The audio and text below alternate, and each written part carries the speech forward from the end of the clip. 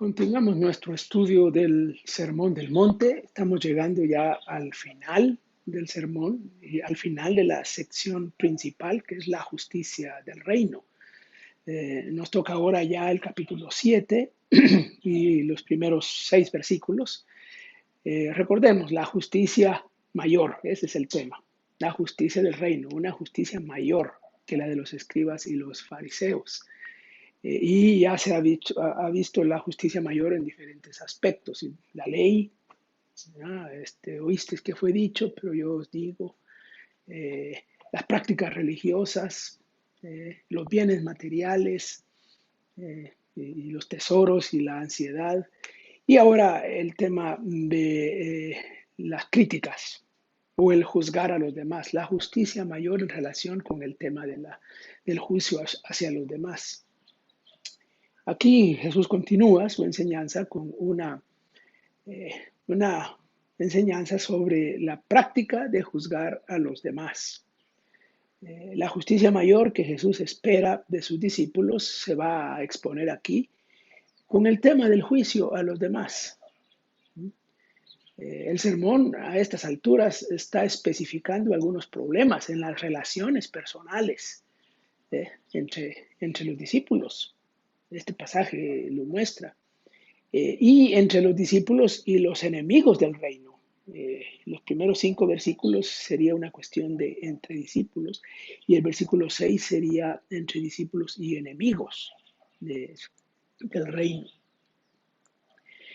Así como en otras partes del sermón, Jesús comienza con un principio básico con el que arranca y luego lo justifica, en este caso teológicamente, primero estableciendo el principio, versículo 1, y luego justificándolo teológicamente en el versículo 2. Y después viene una ilustración en los versículos 3 al 5.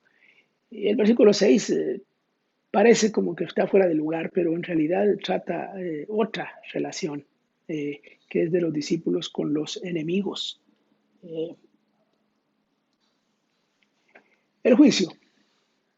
¿Cuál es el principio establecido? El texto lo dice claramente, no juzguéis para que no seáis juzgados. Y luego versículo 2, porque con el juicio con el que seréis juzgados, ¿no? O con el juicio con el que juzgan, serán juzgados, y con la medida con la que midan, serán medidos. Bueno, ahí está establecido ya el principio y justificado. Está clarito. Bueno, estas palabras han sido interpretadas a veces erróneamente, dando a entender que Jesús condena toda clase de crítica o toda expresión de un juicio o una opinión con respecto a otras personas. Si así fuera, Jesús mismo habría violado su propia enseñanza, porque él mismo ¿eh? emitió juicio severo en contra del liderazgo religioso de Israel. Aquí mismo en el Sermón del Monte se ve y dice cosas muy fuertes. Y en otras partes encontramos eso. Hay bastantes otros textos en donde hay mucho juicio severo de Jesús en contra del liderazgo religioso. Además, Jesús también emite juicios severos en contra de los propios discípulos. Les dice cosas, hombres de poca fe, por ejemplo. Además, mandó a sus discípulos a emitir juicios rectos, allá en el pasaje de Juan 7, 24. Jesús está diciendo eso. Bueno, este texto también se ha utilizado para rechazar la disciplina eclesiástica, digamos, que nadie tiene derecho a juzgar. Bueno, es obvio que Jesús no está hablando de eso aquí.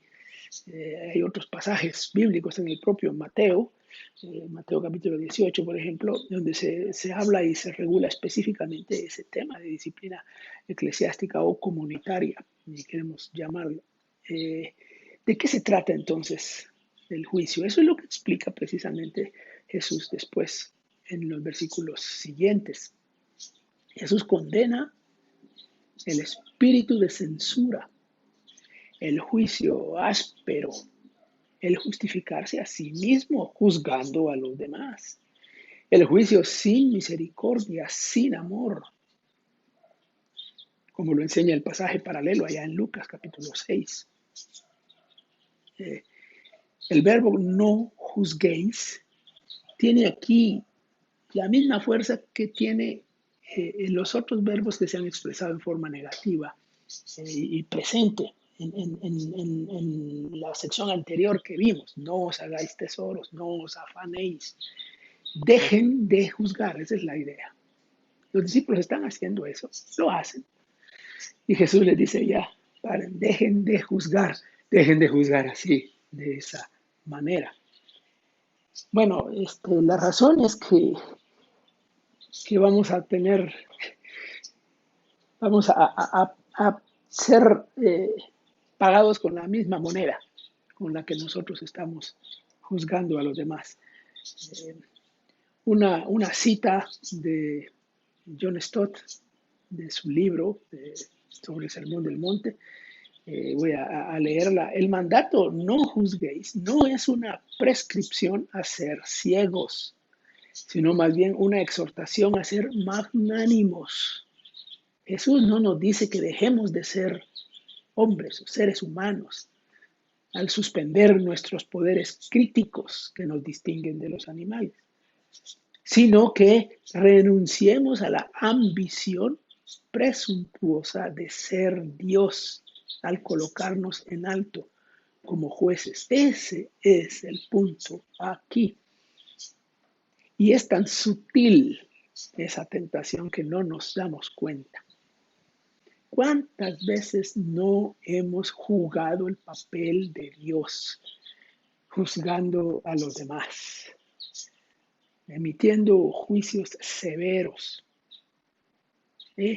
No es que Dios emita juicios severos inmisericordes, ¿verdad? Pero nosotros sí. Bueno, la ilustración. La viga y la paja. Es una hipérbole, ¿no? Es ridícula. Es una hipérbole ridícula. ¿A quién se le ocurre comparar una viga con una paja? Una paja en el ojo y una viga en el ojo. Obviamente entendemos de qué se trata. Jesús está haciendo una exageración ridícula para llamar la atención. Y no tenemos que explicar más de eso. Al final, no se quita la responsabilidad de velar por otros. No nos absuelve de la responsabilidad hacia nuestros hermanos. El versículo 5 es claro al decir que una vez que hemos lidiado con nuestros propios pecados, estamos entonces en la posición de confrontar y tratar de restaurar a nuestros hermanos que tienen faltas. Dice ahí, después, cuando hayáis, saca primero la viga de tu ojo y después verás con claridad. Pero el versículo 5 dice una expresión muy fuerte, hipócritas. Jesús ha usado eso para los fariseos, los escribas, el liderazgo religioso, ahora lo usa para sus discípulos.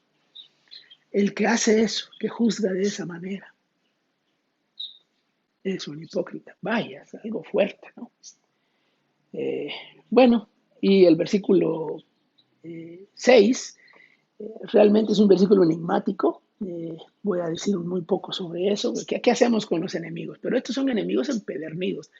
Jesús nos llama a amar a los enemigos, pero aquí dice que no tenemos ya que hacer nada con ellos, como que hay un discernimiento, hay unos enemigos a los que ya ni siquiera hay que acercarse para entregarles el evangelio, porque lo han rechazado, lo han pisoteado, lo han hecho lata, lo están arruinando todo.